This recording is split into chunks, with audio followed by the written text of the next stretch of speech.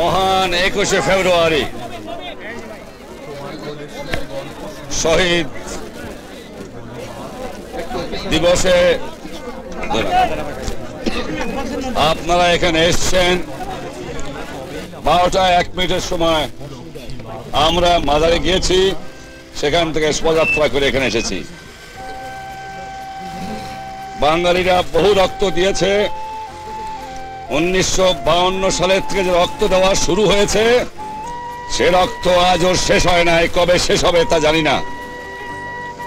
আজ শহীদ দিবসে শপথ নিতে হবে, যে পর্যন্ত না 7 কোটি মানুষ তার অধিকার আদায় করতে না পারবে, সে পর্যন্ত বাংলার মা বোনেরা, বাংলার ভাইয়েরা আর শহীদ হবে না, গাজী হবে।